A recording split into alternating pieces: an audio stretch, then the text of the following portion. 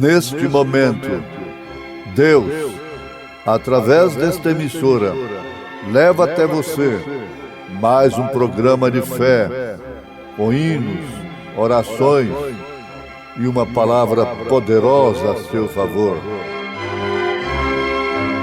Fé para vencer o mundo. Somente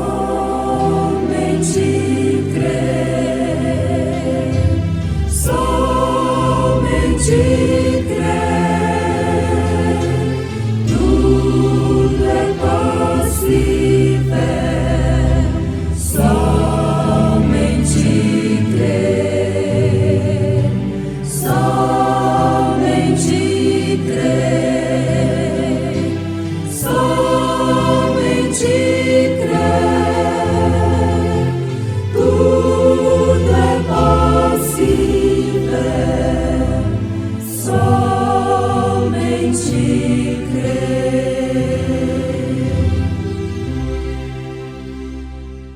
Porquanto o Senhor vosso Deus vos prova, para saber se amais o Senhor vosso Deus com todo o vosso coração e com toda a vossa alma.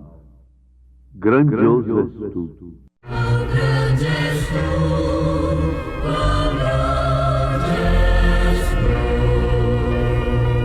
tu, Senhor meu Deus, quando eu maravilhado fico a pensar nas obras de tuas mãos, no céu azul de estrelas pontilhado, o teu poder nos mostra a criação. então minha alma canta-te, Senhor. Quão grande és tu, quão grande és tu,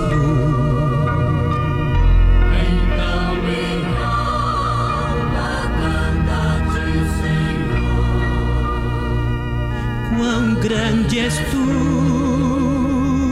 quão grande és tu. Quando eu medito em teu amor tão grande, teu filho dando ao mundo pra salvar, Na cruz vertendo seu precioso sangue, minha alma pôde assim purificar. e quando enfim eu for ao céu subindo, contemplarei a glória do Senhor. Adorarei, prostrado e para sempre. Quão grande és tu, Senhor, meu Deus, hei de cantar. Então minha alma canta-te, Senhor. Quão grande és tu, quão grande és tu. Então minha alma canta-te, Senhor. Quão grande és tu, quão grande és tu.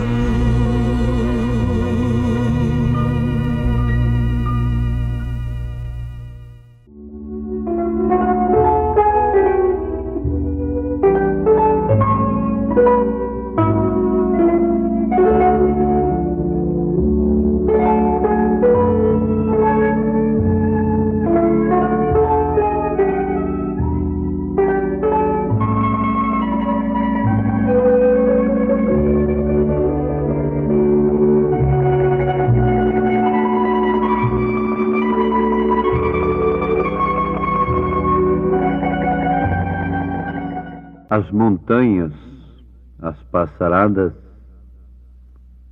a beleza da natureza muitas vezes nos inspira e nos chama a atenção para o Criador de todas as coisas. E bom é que todo mundo pudesse meditar como salmista no Salmos 19, disse: os céus manifestam a glória de Deus e o firmamento anuncia a obra das suas mãos. Um dia faz declaração ao outro dia, e uma noite mostra sabedoria à outra noite. A natureza é uma Bíblia aberta, e através dela todos os homens ficam inexcusáveis. Repetimos, bom é que todos nós pudéssemos dar tempo para a nossa alma cantar ao Senhor, rejubilar no Senhor, pelo que podemos contemplar na natureza, na beleza natural. Paulo disse: porque do céu se manifesta a ira de Deus sobre toda a impiedade e injustiça dos homens, que detêm a verdade em injustiça. Porquanto o que de Deus se pode conhecer, neles se manifesta, porque Deus lhe manifestou. Porque as suas coisas invisíveis, desde a criação do mundo, tanto o seu eterno poder como a sua divindade se entendem e claramente se veem pelas coisas que estão criadas, para que eles fiquem inexcusáveis. Sim, ouvintes amados, isto é importante e muito profundo e necessário para todos nós. Alguém me perguntou uma vez, por que em geral, as pessoas simples, mais pobres, mais humildes, é que dão mais atenção ao Evangelho? Eu disse, Jesus Cristo reconheceu isto.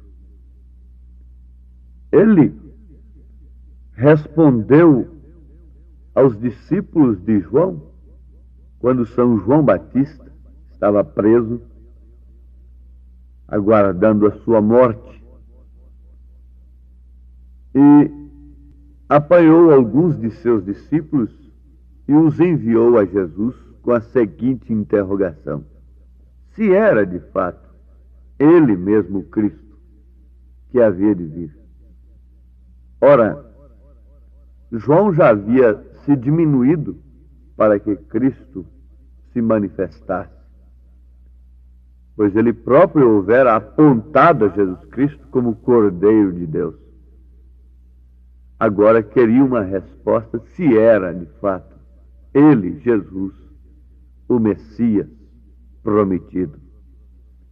Jesus respondeu aos emissários de João: diga a João que os cegos veem, os coxos andam, os mortos são ressuscitados, etc. E o Evangelho é anunciado aos pobres.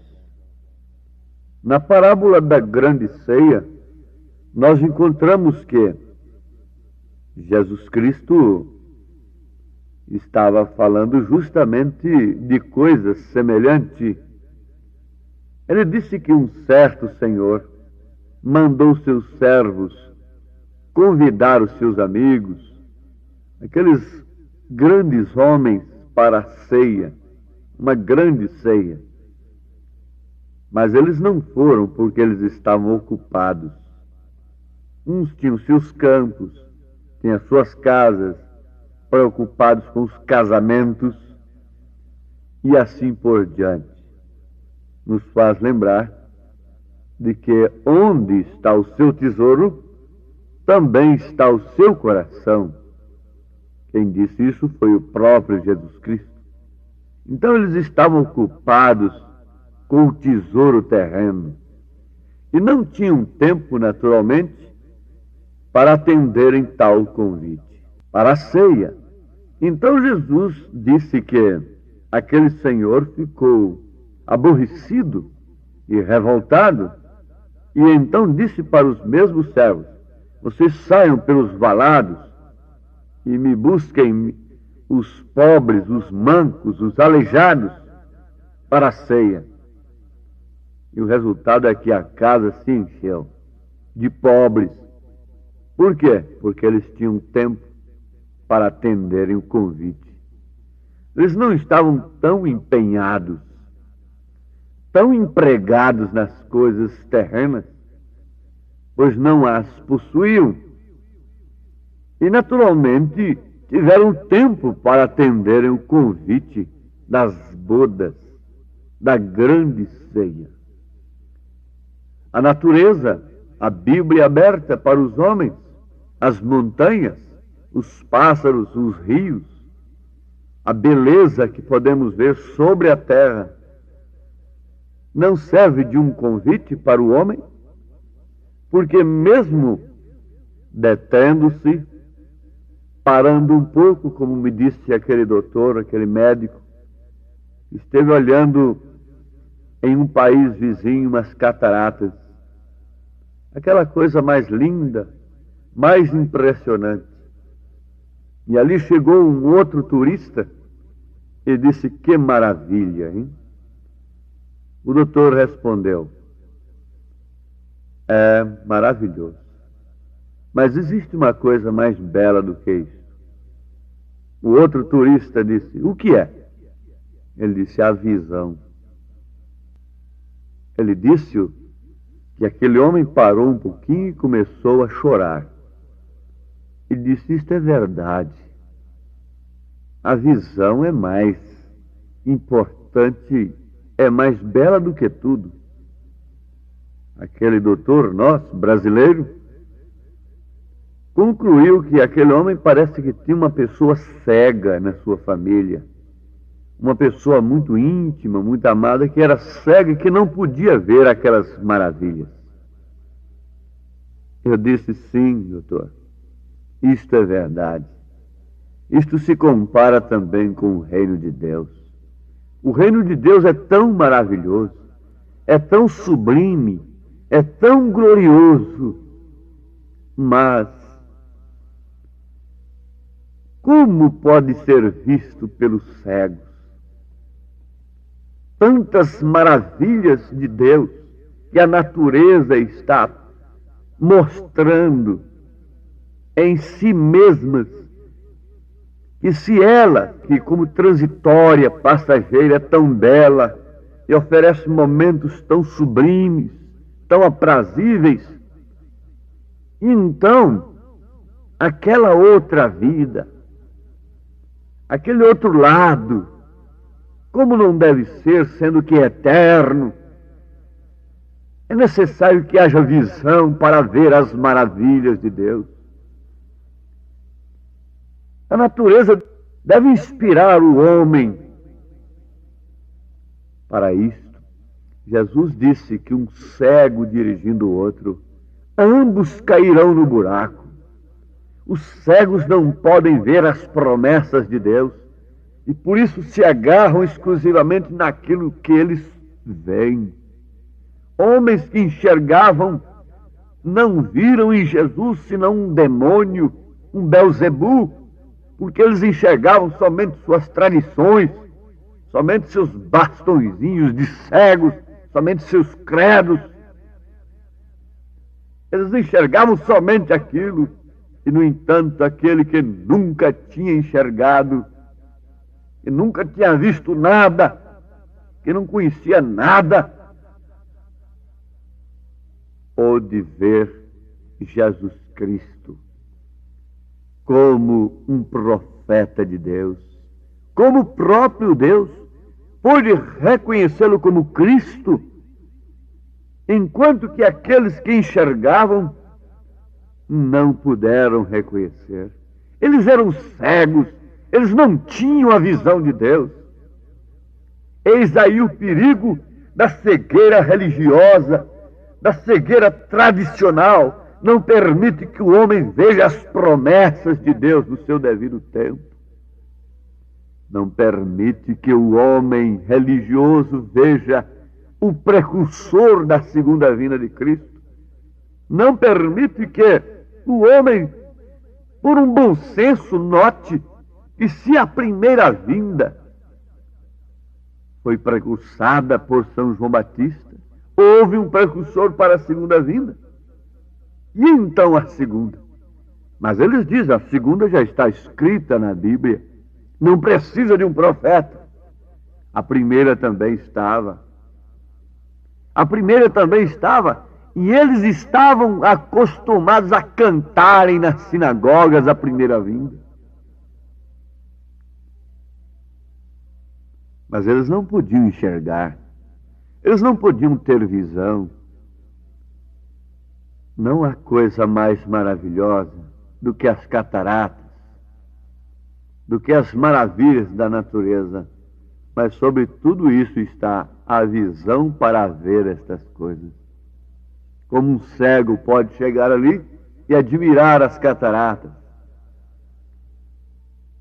e ter prazer em ver as matas, os pássaros e tantas outras coisas.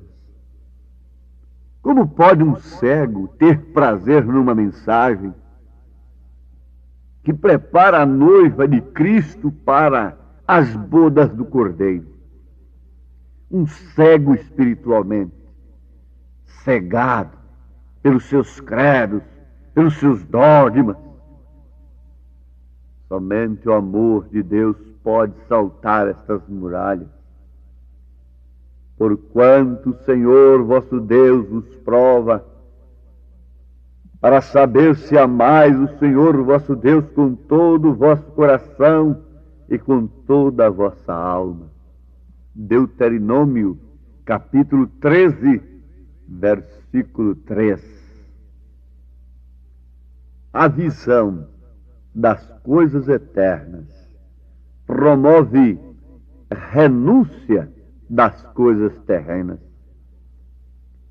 Se podemos enxergar as coisas futuras, se podemos enxergar as promessas de Deus, então podemos proceder como Abraão. Sair do meio da parentela. Muita gente pensa que Abraão foi rico. Sim, foi muito rico. Ele não passou de um peregrino. Ele peregrinou, diz a Bíblia. Ele não ficou estabilizado, preso em seus gados. Ele pôde ouvir a voz do Senhor. Ele pôde estar na ceia com Eloí. Ele pôde comer o novilho cevado com Eloí. Ele teve tempo para tomar a ceia com Melquisedeque, justamente no lugar da cidade que ele procurava. Era um peregrino. Se ele tinha condição para peregrinar, a igreja de hoje, a igreja noiva também tem condição para peregrinar, como filhos de Deus, demonstrando o seu amor, justamente nas provas. É a visão das coisas futuras, das coisas além destas coisas terrenas, que nos leva a suportar as provas que Deus permite que venham sobre nós. Sim, isto é absolutamente correto. As perseguições e provas constituem uma parte normal da vida cristã. E há somente uma coisa que nós podemos fazer acerca delas: entregá-las todas a Deus. Somente isto. Por que aqueles cristãos morreram queimados nas arenas tendo oportunidade de não serem mortos, de renunciarem a Cristo, tragados por leões. Por que Sadraque, Misaque e Abednego entraram na fornalha 7 vezes mais aquecidas? Porque eles tinham visão. Por que homens entregaram as suas vidas pelo reino de Deus? Porque têm visão do reino de Deus. Por que mulheres suportaram e suportam provas terríveis, insuportáveis, pelas pessoas que não têm a visão da recompensa?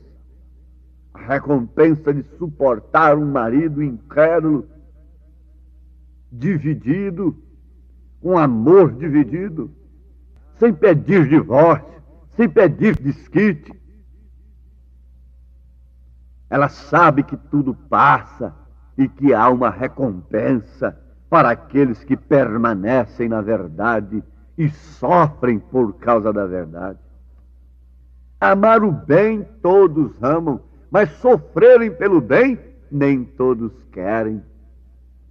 Sofrerem pela verdade ninguém quer, a menos que o Espírito de verdade esteja nele. Ver as coisas além do céu azul, além desta atmosfera, além de todas essas belezas naturais, enxergar a beleza eterna de Deus, a terra prometida. Então, ao mesmo tempo, além das provas, além das lutas, porque hoje você está cantando, canta a minha alma. Hoje você está embebido com as belezas naturais, muitas vezes, mas amanhã você não pode mais ter momentos aprazíveis com a natureza, porque a dor não deixa, estará recolhido para um leito de morte. Então é hora de você ver Deus, ver além do céu azul, não somente contemplando as belas coisas da terra, mas também enfrentando as provas, as dificuldades. Oh, mãe de família, oh, pai de família, enxergue além do céu azul a recompensa daqueles que enfrentaram cadeias, sem poder ver o sol, sem poder ver o brilho do sol, sem poder ouvir um cântico de pássaro, sem poder ouvir um coral bonito, adestrado, um sermão muito eloquente, científico, mas eles estavam enxergando além do céu azul. Além do céu azul, foi Jesus preparar um lar para dar a quem a vitória alcançar, anelo conseguir a vida no porvir, com fé no meu Senhor Jesus. Que Deus abençoe a todos os meus ouvintes, que cada um possa ver além do céu azul, tendo saúde, tendo visão para ver a natureza, e também podem ver além do céu azul na hora da dor, da perseguição, da prova. Essa é a nossa oração, em nome de Jesus Cristo. Amém.